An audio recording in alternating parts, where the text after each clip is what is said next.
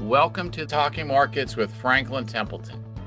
I'm your host, John Shigatsky from the Franklin Templeton Global Marketing Organization. As a forward-thinking asset manager, Franklin Templeton leverages cutting-edge strategies and deep industry insights to unlock opportunities to help grow wealth. We're your trusted partner for what's ahead. Today, I'm very excited about being in the studio for a conversation focused on our outlook for 2026 with Chris Galipeau and Kate Lakin. Kate is a part of the leadership team at Putnam Investments as head of research and a portfolio manager.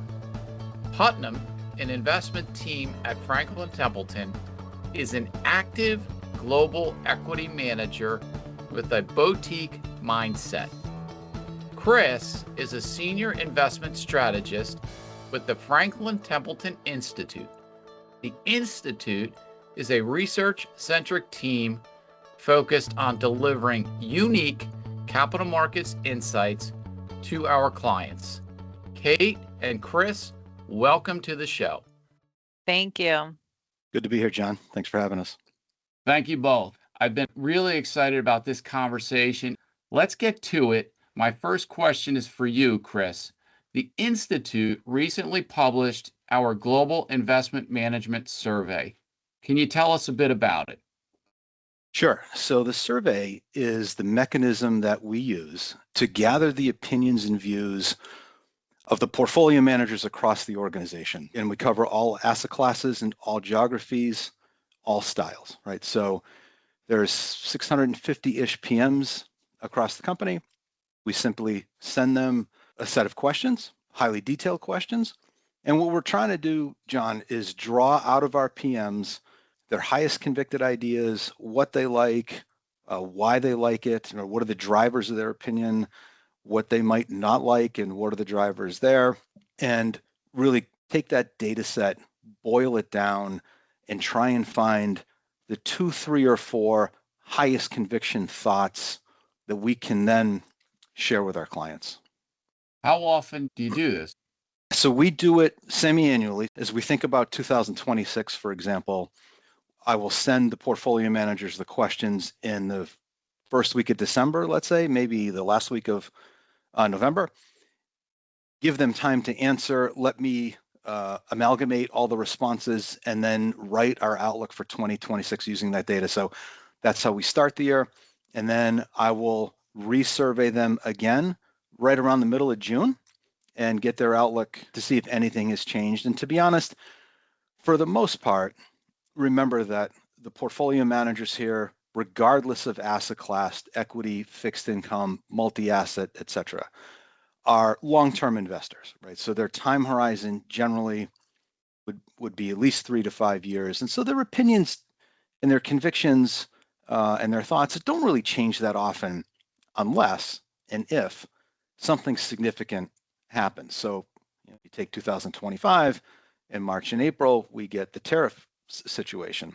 The opinions didn't really change, but my point there is if something significant happens in the world, I will go back to Kate and the rest of the PMs in the organization and ask them if they've changed their mind on anything or if there's anything critically different that I should be aware of.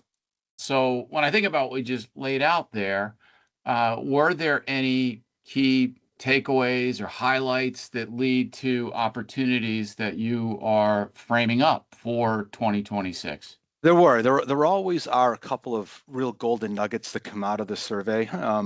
And I'll give you a few here, but when I think about the macro part of it, the macro backdrop, so from like a 30,000 foot view, the most consistent response with regard to real GDP, for example, for 2026 was 2.5% real growth for the year. That's above the street, that's above the Fed, so that kind of stuck out to me.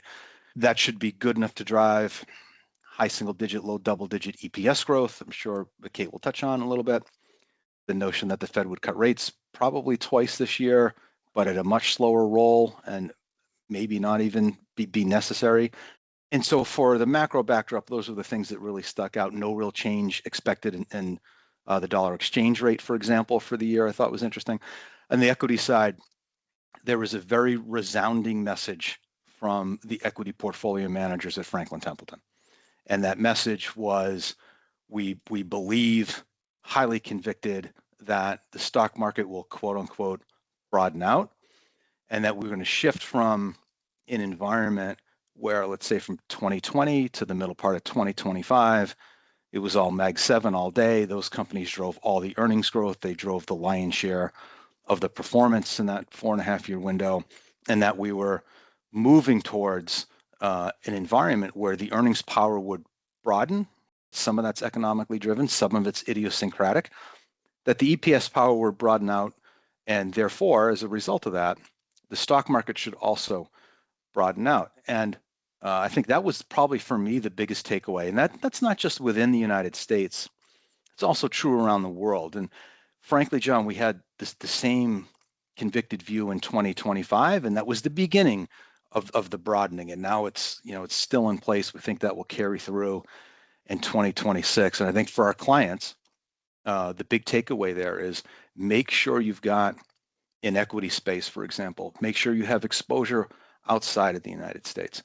Make sure you have exposure to growth and value. Make sure you have some small and mid-cap exposure in client accounts, right? Focus on quality, free cash flow yield, ROIC, ROE, right? High quality metrics, and be diversified. That's a very different environment than what we operated in from 2020 to, let's say, the midpoint in 2025. And then in the fixed side, just real quick, our thought is more of a coupon clipping exercise than anything this year. We like shorter duration fixed income mandates. I think that style beats cash.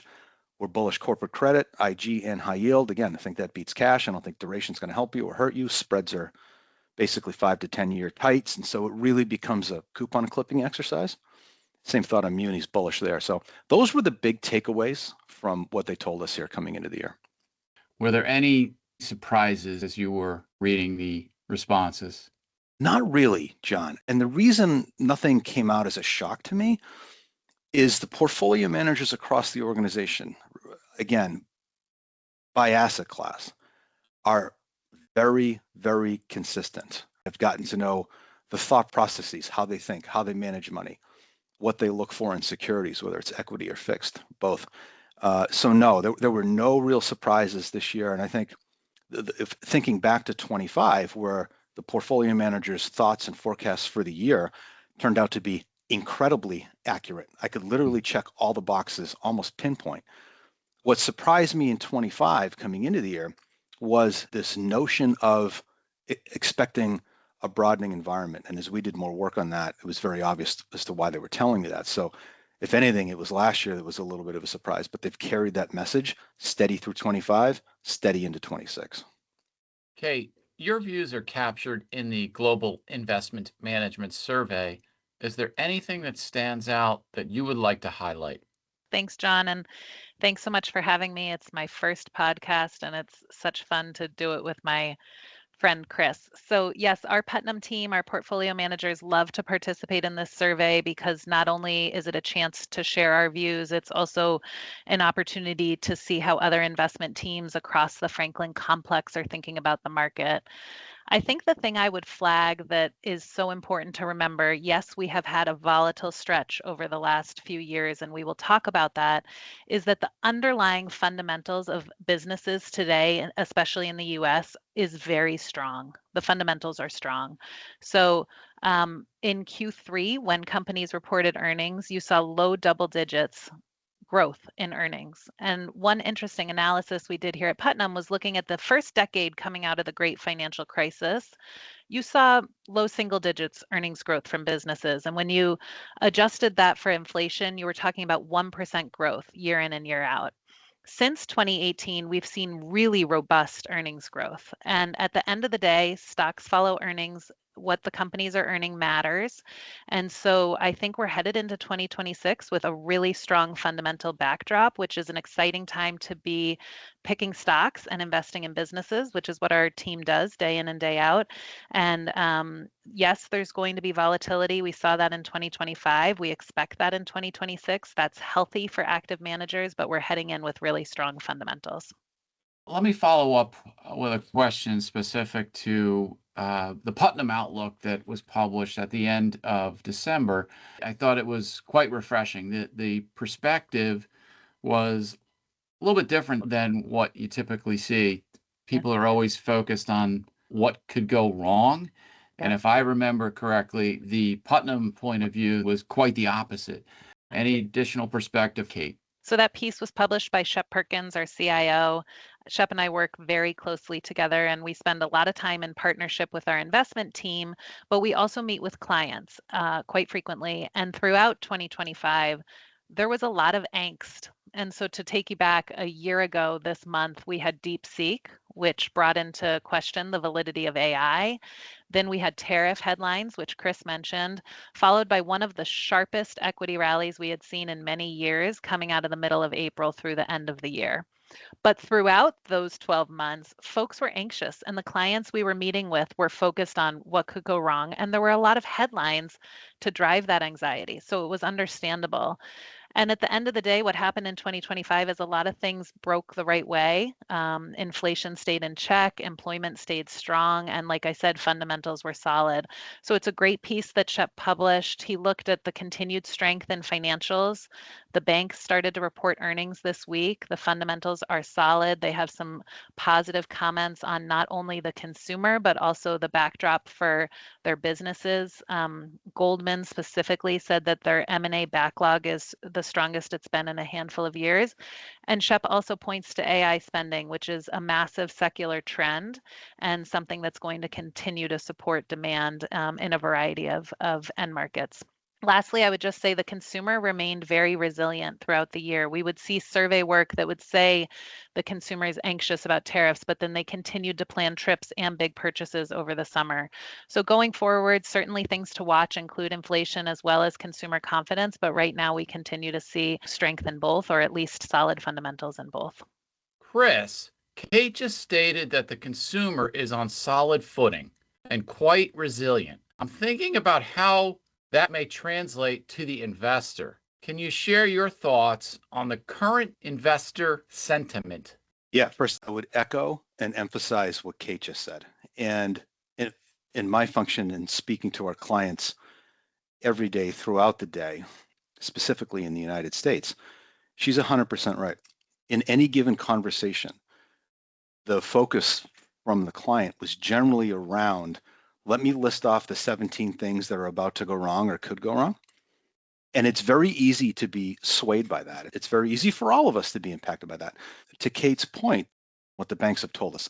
And it wasn't just this week as they reported their Q4 report. It was Q2 of last year. It was Q3 of last year. The message was very consistent. Resilient economy, resilient consumer. And they would know, right? And you got the same message from the big credit card companies, Visa, MasterCard, Amex, Capital One. But it's easy to get sidelined by the news flow. And Kate mentioned earlier, stock prices follow earnings. And you go back to 1950, the correlation between S&P earnings and S&P price is 0.98. And so that really is the variable that we have to focus on. And of course, the portfolio managers and the analyst teams across the organization are laser focused on exactly that. And I think that is the piece that a lot of investors can miss. The stock market doesn't really care about politics. It might in the short term. It doesn't really care about geopolitics.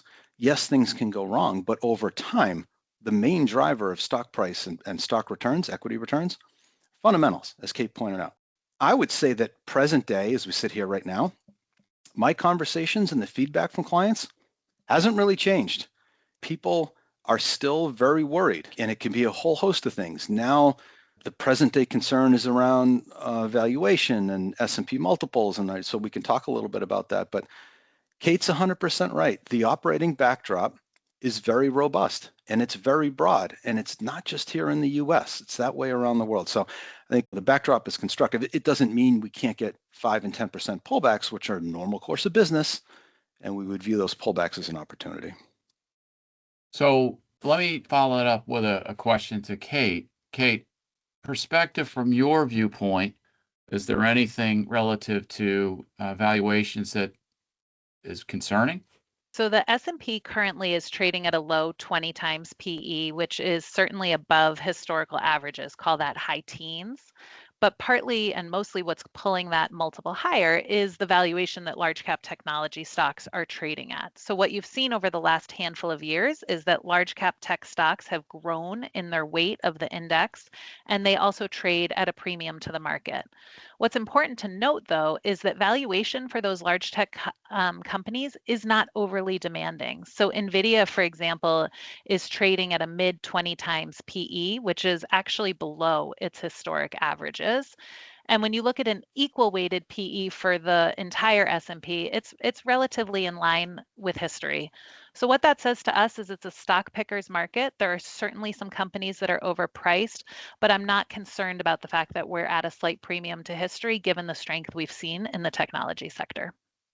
And that's a super common question, and Kate's answer is right on the money. I think people can get hung up on the SPX multiple when in reality, if you take out some of the bigger, the Mag 7 names, it comes down a little bit.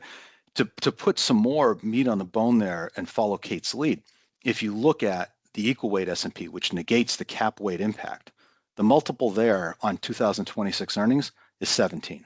And so if long-term median forward multiple for the S&P is about 17, 18, since 1990, it's 19, you can argue that the average stock is not expensive. And I try and relay that message to our clients all the time and let them know that there are opportunities away from the index. And I think we can get laser focused on that. And that is exactly where active management plays a critical role in being able to turn over the rocks and find out where, estimates are too low and identify the drivers and that sort of thing. And that was really in place in 25, and it's certainly in place here now. You go down in the cap stack, mid caps, for example, are about 16 times, right? Small caps about 18, 19. So you got to be careful.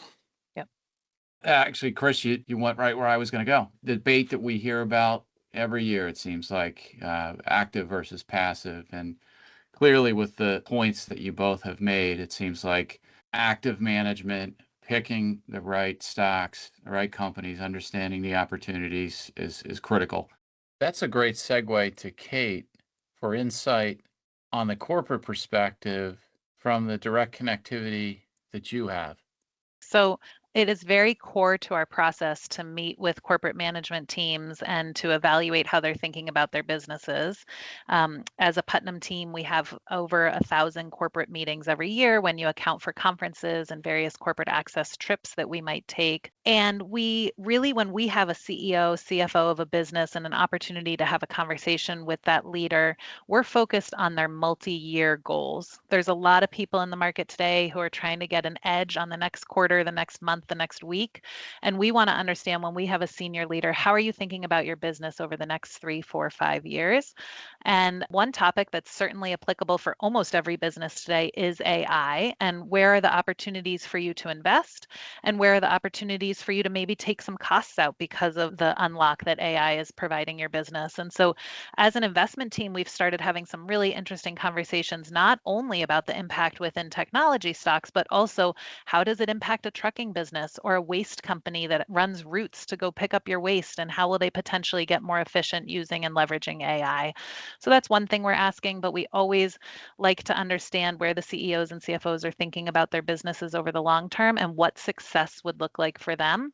That allows us to take those insights back, plug them into our financial models, which we spend a lot of time in, and see is if they were to succeed at some of their goals, what would that mean for the earnings power and what is priced into that stock today? Kate and Chris, this has been a wonderful conversation. As we look to wrap up, can I ask you for a final thought for our listeners? Chris? Sure. So I would take stock of everything that you just heard from Kate, and I think those insights are critical. And I would boil the ocean down to this. We know that stock prices follow earnings over time, period, and end of story, right? That's the most important thing. And so when you think about it in that context, the opportunity set today, as we enter 26, is broader, is stronger than what we've seen arguably for the last at least 5 years. That should demand that investors spread out their exposures, right? Don't be super concentrated in any one lane or any one style or any one cap size. Spread it out around the world in equity space. Be diversified. And there's no free lunches in investing, and diversification is about as good as you can get. I think that is the big takeaway, that earnings power is broad, and that should be reflected in portfolios. Kate, closing thought from you? I'll just touch on AI for a minute and then I'll go more broad to wrap it up. But I think the market's been broadly optimistic about AI spending, and the AI spending we have seen has been massive. The top 4 hyperscalers have tripled spending since 2022, and just 4 companies this year are going to spend $600 billion. But there's so much that we don't know today. I like to think about the invention of the iPhone. The App Store didn't come for a whole year later, and think about the businesses that then came to be because of that App Store, a company like Uber. Also, if you go back to the internet, invention of the internet, 500 companies went bankrupt. So there are going to be winners and losers. It's a very dynamic time to be investing in businesses. And again, this is the power of fundamental analysis. And then more broadly, I would say at Putnam, we're super focused on building all-weather strategies that can outperform in a variety of market environments driven by idiosyncratic risk, which ultimately means stock picking and getting those stocks right and not having factor exposures. So we don't take a top-down view on where the market will go. We come to work every day with the goal of outperforming benchmarks, and we remain focused on that in 2026. And we think it's a very dynamic and exciting time to be investing around the globe. Terrific. Thank you, Kate and Chris. To all of our listeners, thank you for spending your valuable time with us today. If you'd like to hear more Talking Markets with Franklin Templeton, please visit our archive of previous episodes and subscribe on Apple Podcasts, Google Podcasts, Spotify, or just about any other major podcast provider.